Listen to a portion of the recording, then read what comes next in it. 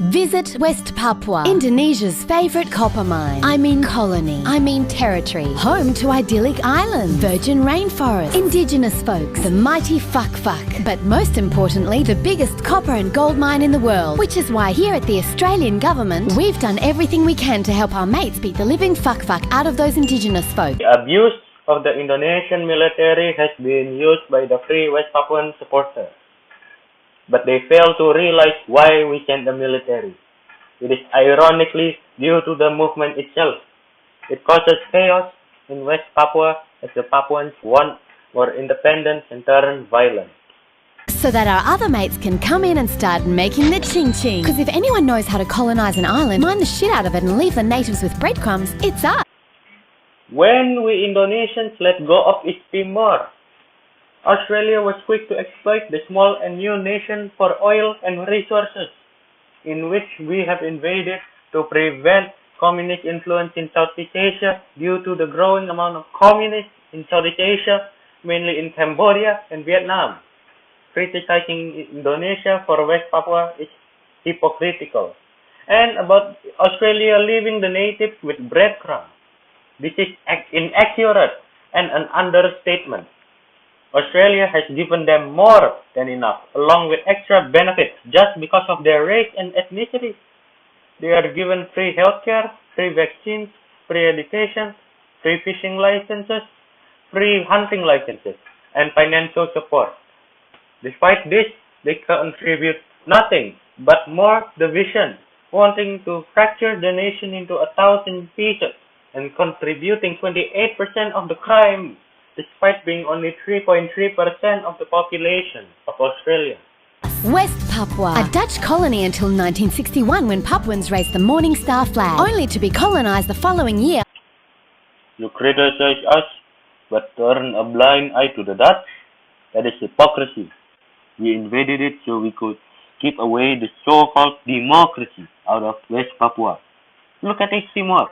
They turned into a Western puppet. The same will happen to West Papua if it is independent.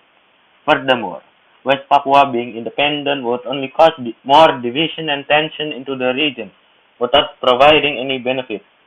A unified Indonesia and West Papua is the best choice for the region.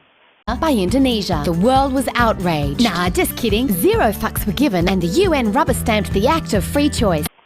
The act of free choice was granted to the Papuans, and after the vote, most voted yes, and we gave them their basic needs such as food and education.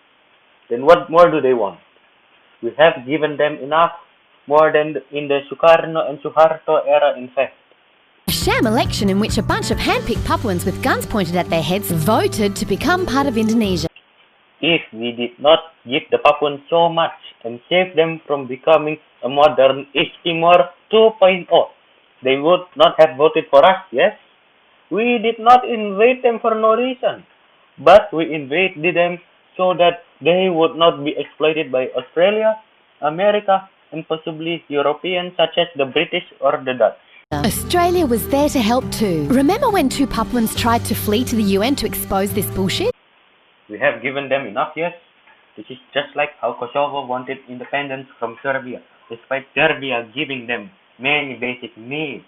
The 2 Papuans committed treason. What do you think is the punishment in the USA for treason? Is it prison? No, it is death. So compared to the USA, who do you think is harsher? We prevented them from ever getting there by detaining them on Manus Island. This is one of the reasons I consider Australia as a good ally of my nation. The only thing I dislike is their liberalization and that they need to go back to their old traditional roots. Besides, those 2 Papuans were stirring division, tensions, and possibly starting a civil war that could kill thousands of Indonesians. It was a good thing Australia stopped them before they could do any of that.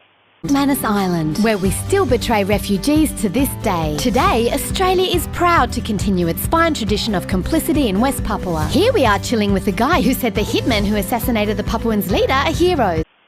As I have said before, in the USA, the punishment for treason is harsh. And I ask you this, what is the punishment?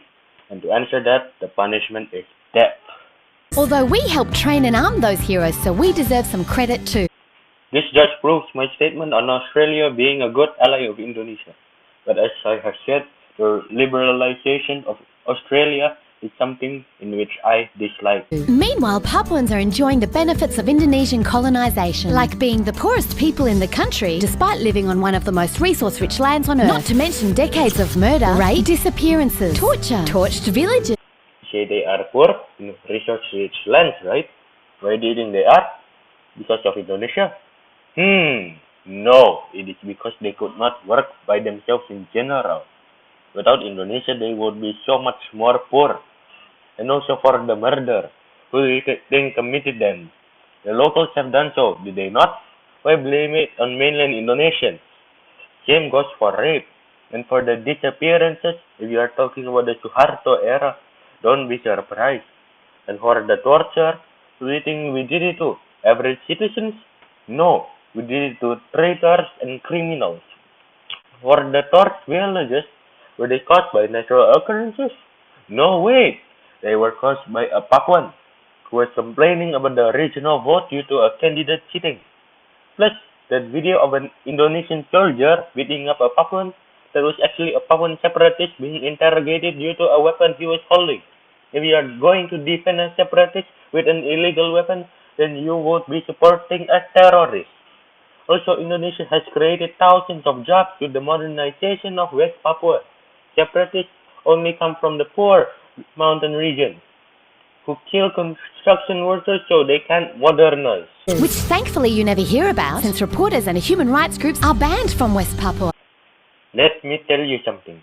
How did we get the videos about West Papua in the first place? Is it because of spying? Oh my, it turns out it's not. We let tourists in too. So if you are going to spread propaganda, do it correctly. Where nothing says unity and diversity like throwing Papuans in jail for raising their own flag. Would you let a flag of treason be flown? Do you think Serbians would like the flag of Kosovo to be flown? Of course not. It is like flying a flag of treason to the nation. Or like pushing them off their lands to make room for plantations, annihilating their rainforests, and contaminating their lands with this giant tumor. I would like to ask, how do we clear up the lands exactly? It is part of Indonesia. Do we destroy their local homes? Of course not. We clear up lands which are not inhabited. And for the burning of the rainforest, I need to say that this is not a problem in Papua only, but also in other parts of Indonesia like Kalimantan. And as I have said, it is part of Indonesia. So why couldn't we have their resources? The native Papuans are benefiting from it greatly with extra income and jobs. It's modernizing the region, increasing national and regional income, creating jobs and overall benefiting the region. So what is the issue? Which is serviced by massive shipments from Cairns. Indeed, I thank Australia for their support. And I have told you about it before, yes? Alright, let's carry on, shall we? And Cairns, the Aussie town supplying West Papua's Death Star with all its operational needs. It's all part of our TUFU policy. We ask all Aussies to embrace TUFU. Because even though Indonesia is our largest recipient of foreign aid, and even though we spend millions of your tax dollars training their soldiers and dining their war criminals, how is it a war crime to suppress separatist movements? How is it a war crime to suppress those who commit treason? The answer is, it is not.